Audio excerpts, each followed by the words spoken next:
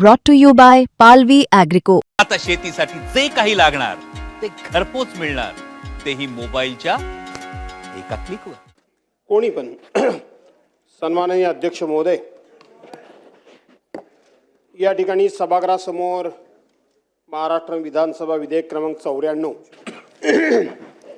मंजुरी करता आलंय, त्याच्यावर माझे मी विचार मांडण्याकरता म्हणून उभा आहे. अध्यक्ष महोदय, मंत्री महोदयांनी हे विधेयक आणण्यामागचं कारण आणि सरकारची भूमिका काय आहे ही विशद करण्याचा प्रयत्न केला. आणि म्हणून ही सरकारची भूमिका अतिशय उदार दृष्टिकोनाची आहे. शेतकऱ्यांना त्याचबरोबर सर्वसामान्य माणसाला न्याय देण्याची ही भूमिका सरकारची आहे, अशा पद्धतीचं सन्माननीय मंत्री महोदयांनी वर्णन केलं.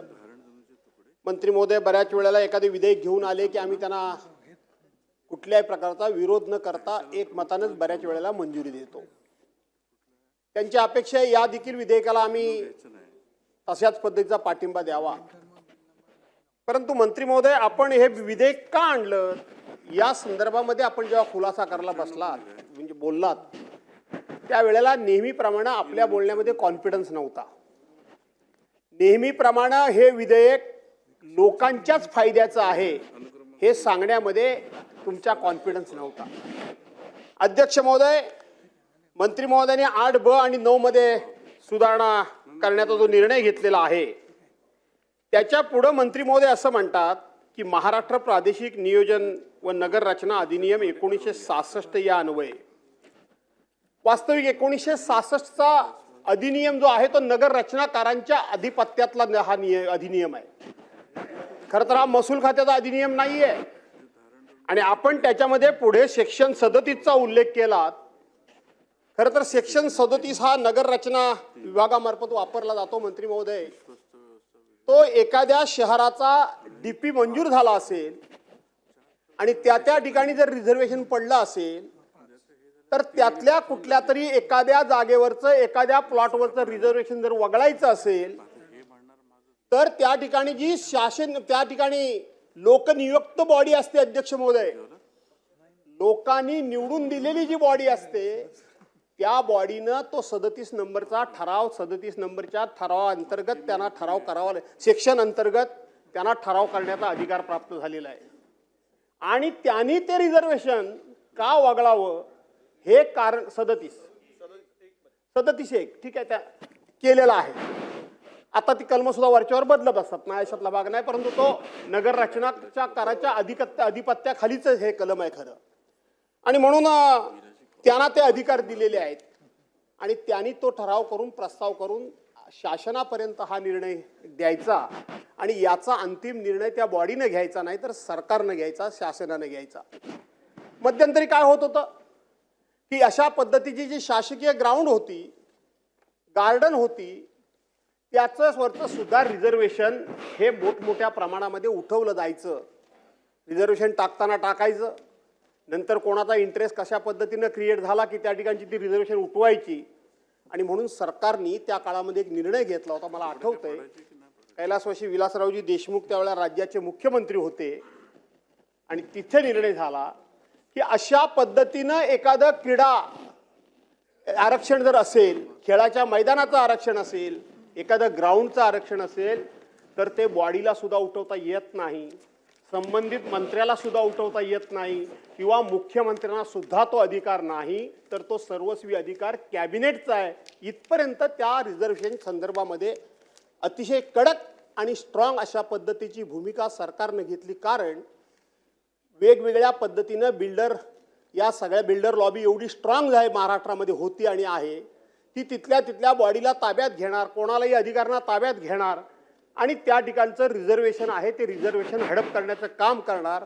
म्हणून हे सेक्शन 37(1) खाली असेल, 37 असेल, त्या ठिकाणी तो अधिकार त्यांना होता.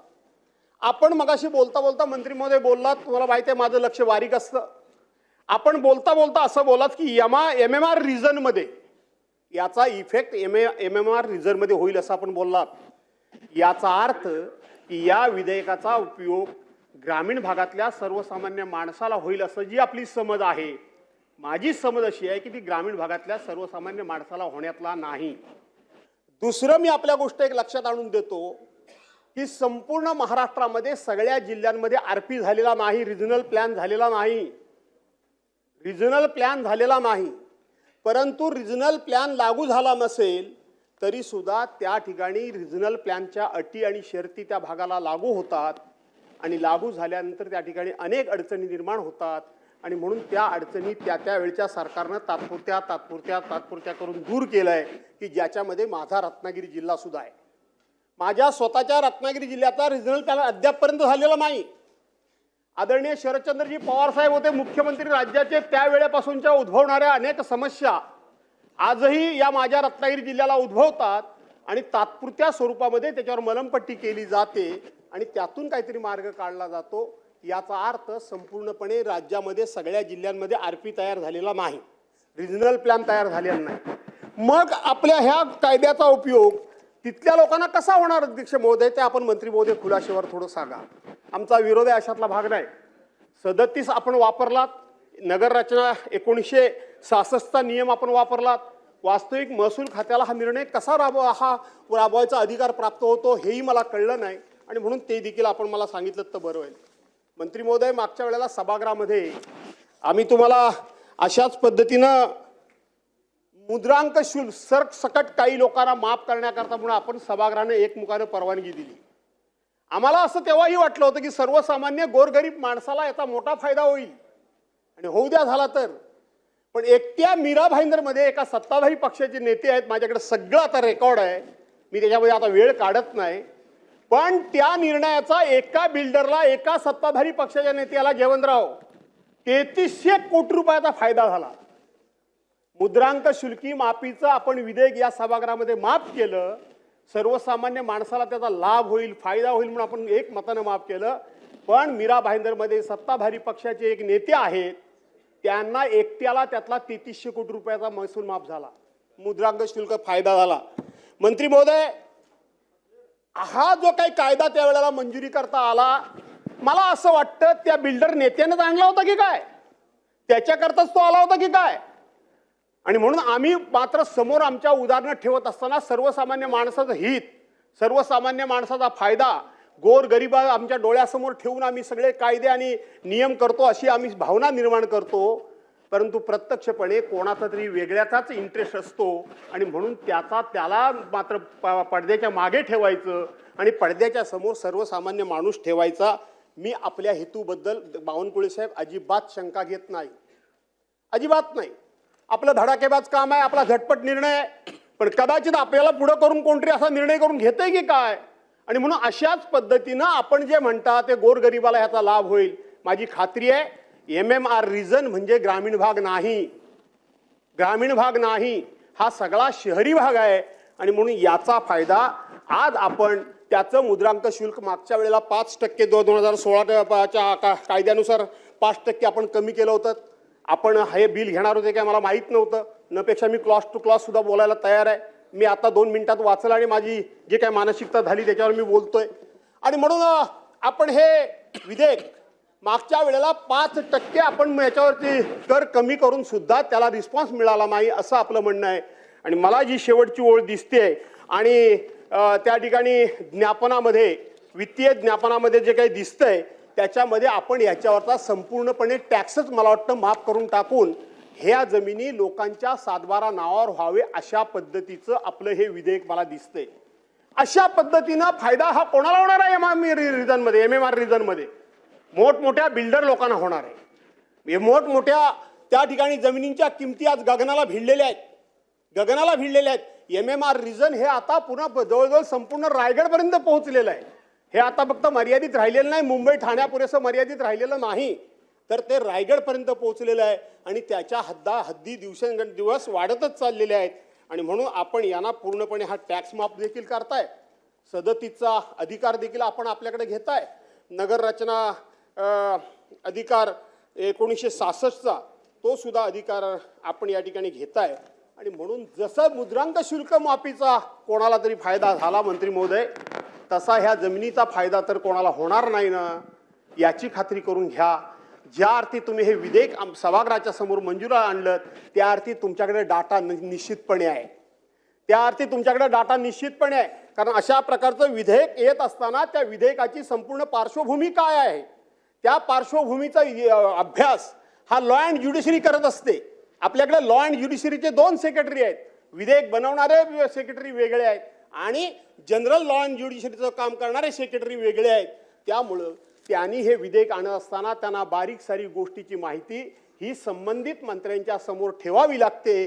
कारण काही कालावधीकरता लॉ अँड ज्युडिशरीचा स्टेट मिनिस्टर मी असल्यामुळं हे विधेयक कसं बनतं, विधेयक म्हणजे नेमकं काय, विधेयकाचे पुढे मागे कोणत्या प्रमाणाचे सकारात्मक किंवा नकारात्मक दुष्परिणाम किंवा चांगले परिणाम होऊ शकतात याचा विचार अतिशय बारकाईनं करावा लागतो. आणि म्हणून सभागृहामध्ये विधेयकावर चर्चा व्हावी ही आग्रह जो आमच्यासारखे सदस्य घेतात त्याच्या पाठीमागचं कारण असं आहे की प्रत्येकाचा कुठे ना कुठे कसा ना कसा केव्हा ना केव्हा कुठेतरी अनुभव हा कामी येत असतो आणि त्या अनुभवातून बनणारा प्रत्येक कायदा हा सर्वसामान्य माणसाच्या जीवनावर सकारात्मक परिणाम करणारा असावा.